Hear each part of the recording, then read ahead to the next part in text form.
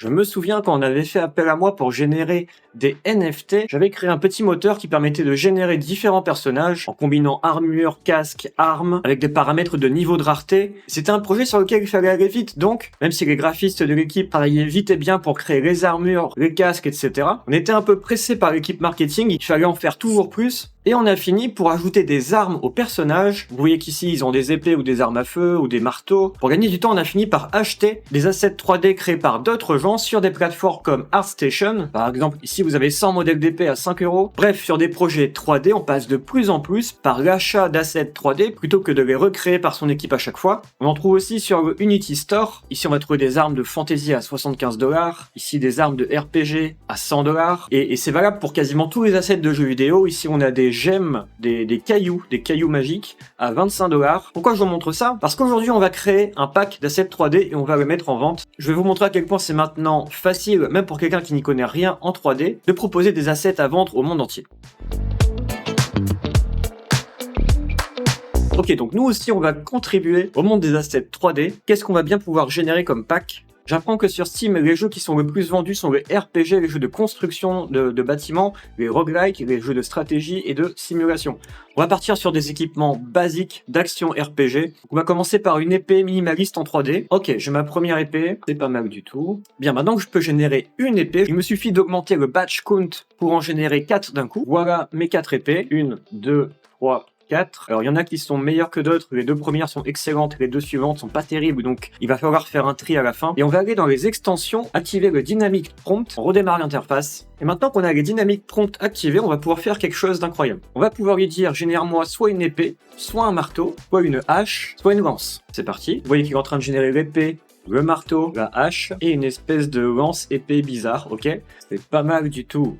Là, je vais pouvoir en lancer 10 ou 100 d'un coup. Et je vais ajouter un autre paramètre. On va rajouter des éléments. Des armes de métal, des armes de feu, des armes magiques, des armes futuristiques et des armes de foudre. Et donc, soit je décoche cette petite case combinatorial génération. Si je la décoche, il va me générer au pif, par exemple, une épée de foudre ou une hache de feu. Soit je coche la case et il va me générer toutes les combinaisons possibles. Et c'est ça qu'on veut. On a 4 armes multipliées par 5 éléments. Il va me générer 20 assets différents en faisant toutes les combinaisons possibles. Et si je rajoute encore un dernier critère, est-ce que l'arme est légendaire ou basique? Donc voilà, il va me faire toutes les combinaisons possibles. On est passé à 4 x 5, 20, x 2, 40. Je lance la génération. Et pendant que tout ça se génère, je vais aller prendre mon petit déj.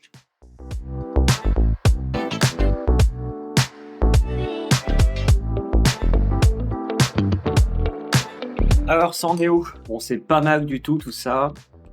Bon, il y a quelques ratés, mais il y a des choses très bien. Bon, je m'attendais un peu mieux au niveau des effets d'éléments. On pourrait largement s'améliorer, mais on va partir là-dessus. Je vais garder donc toutes ces images générées gratuitement dans un dossier. Et on va passer à la deuxième étape. On ouvre Pinocchio, dont je vous ai déjà parlé sur la chaîne. Et sur Pinocchio, il y a un nouveau modèle de génération 3D qui est disponible. C'est Hunyuan 3D. Je vous conseille la version Low VRAM qui suffit amplement. Hunyuan. Il faudra apprendre à parler chinois, le mec. Ok, donc on se retrouve là sur cette interface qui, comme avec Stable Diffusion, utilise votre carte graphique pour, à partir d'une photo ou d'une image, générer un modèle 3D. Donc on va commencer avec la première épée et vous allez voir que même si le fond est encore dégueu, on peut cocher une case pour retirer le fond. Donc c'est parti. Voilà, alors il m'a mis à peu près 2 minutes pour me générer cette épée qui est un petit peu dégueulasse. Je crois qu'il a confondu la lumière ici avec le fond à supprimer. J'espère que les prochaines seront un peu mieux foutues parce que les prochaines, le fond est déjà mieux détouré, donc ça ira mieux. Par contre, ça va être chiant toutes les 2 minutes de drag and drop l'image dans l'éditeur. J'aimerais qu'il fasse tout d'un coup automatiquement. Donc comment est-ce qu'on peut faire ça? Je vois en bas qu'on peut utiliser une API pour faire des requêtes. Donc je vais demander à ChatGPT. J'ai une version locale de Hunyuan 3D qui tourne sur mon PC à l'adresse 127.0.0.1. On va lui demander fais-moi un script Python qui récupère toutes les images du dossier et qui envoie ça comme requête à Hunyuan 3D et évidemment donne un nom différent à tous les fichiers reçus. Donc ChatGPT est en train de me générer le script qui va travailler à ma place.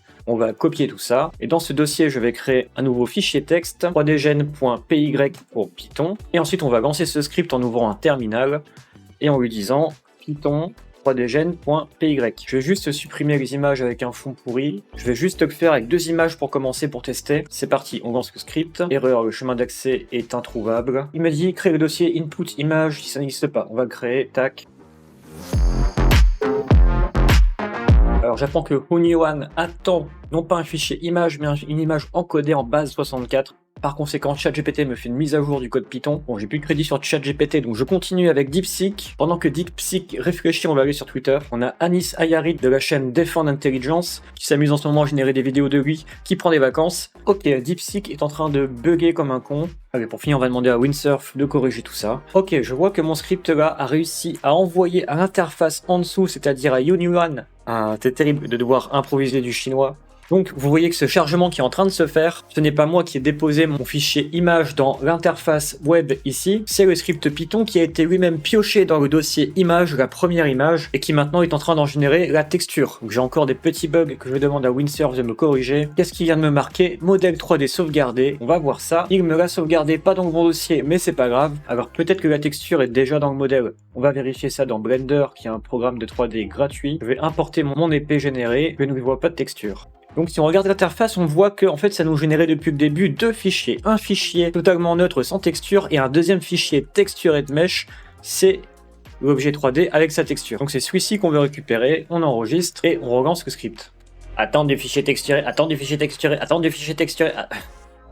Si on regarde ici dans le API, depuis le début, j'étais sur un Shape Generation, génération de forme, et je vois ici, en dessous, qu'il y a un génération all. On peut générer tout, donc je suppose que tout, c'est la texture prise dedans. Donc j'ai remplacé ça dans mon code. Allez, allez, fonctionne, fonctionne, on va faire la petite prière pour que ça fonctionne. C'est fou ce sentiment que j'ai de plus en plus, à force de bosser avec des IA, je me retrouve quasiment à faire la prière pour que ça fonctionne enfin. Est-ce qu'on va renouer avec une forme d'archaïsme? Est-ce que les intelligences artificielles vont finir par vraiment devenir des nouveaux dieux? Modèle 3D sauvegardé, c'est parti. Je vais drag and drop. Oh là là, incroyable. Alors la texture est un petit peu dégueulasse.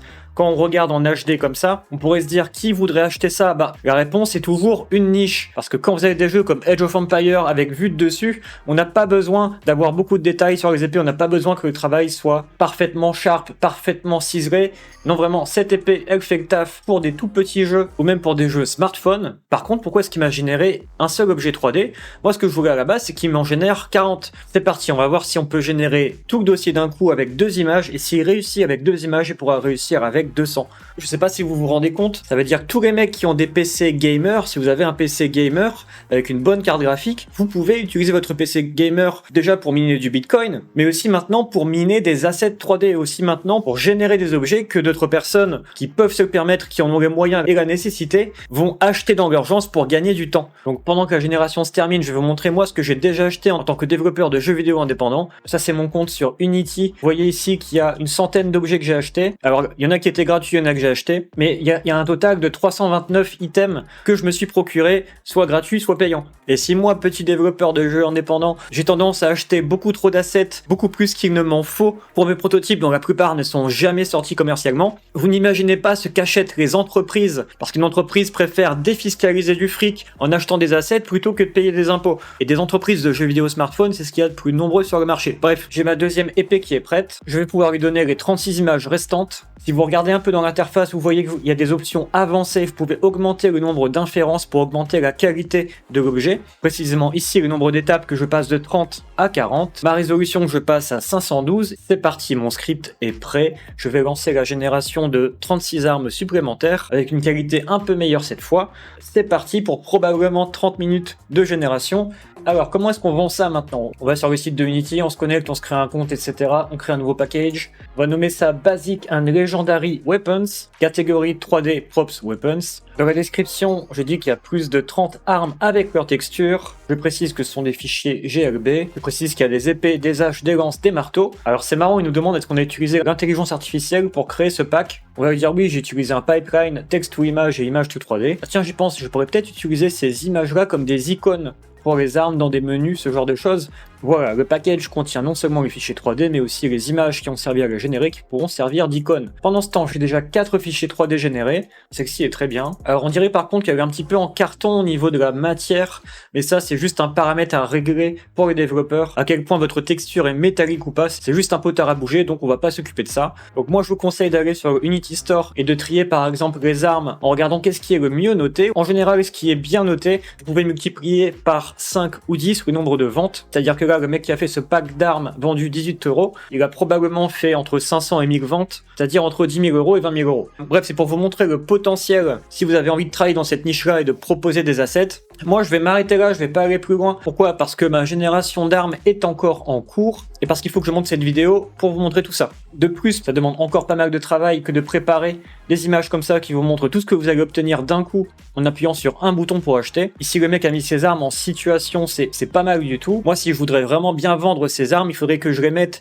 dans les mains de petits personnages vus de dessus qui se font la guerre dans des armées. Bref, la vente d'assets, c'est quand même un métier qui demande plus de 2 heures de travail dans une journée. Ça demande au moins une journée entière de travail parce que les gens achètent non pas tant pour la qualité de vos objets 3D que pour le marketing, que pour la vitrine. Ça, c'est une vitrine qui fait envie parce qu'on a l'impression d'acheter une abondance. Si vous regardez la plupart des packs qui marchent bien, ce qu'ils vendent, c'est l'abondance. C'est-à-dire que la quantité vaut plus que la qualité. Parce que si vous voulez de la qualité, vous n'achetez pas des assets 3D, vous recrutez des graphistes 3D. Donc ce marché-là est un marché de la quantité. Il n'y a pas que sur ArtStation que vous pouvez vendre vos créations. Vous pouvez les vendre aussi sur Sketchfab. En fait, vous pouvez demander tout simplement à ChatGPT de vous lister tous les sites sur lesquels vous pouvez vendre vos assets 3D. Et là, on arrive à la partie un peu chiante du travail. Ça me donnerait presque envie de créer un script qui permettrait de publier ces assets sur toutes ces plateformes à la fois. Pardon si je ne fais que ouvrir toujours plus de pistes dans cette vidéo. C'est un de mes gros défauts, ouvrir plein de pistes et très peu fermer. Et pour finir justement sur une fermeture, je vais vous offrir mon script du jour. C'est l'occasion pour moi d'inaugurer mon GitHub.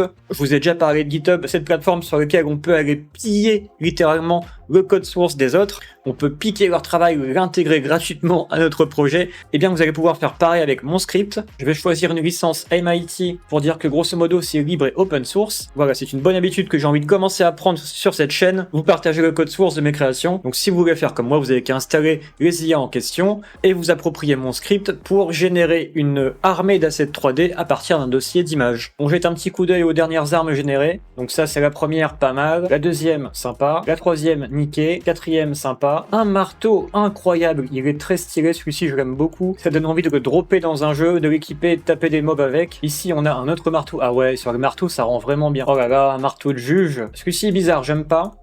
Et ici on voit qu'il a essayé de me faire un effet de foudre. Bon bah je saurais que c'est un truc à éviter maintenant. Si jamais j'ai le courage de terminer mon asset sur Unity Store, je vous mettrai le lien en description aussi, comme ça vous verrez que je vous aurai fait une vitrine avec toutes les images des armes générées. C'est tout pour aujourd'hui, on a appris comment sans aucune compétence 3D, on peut créer des objets 3D et les vendre à des gens qui en ont besoin dans l'urgence. C'était Trigger Tech, je vous dis à la prochaine.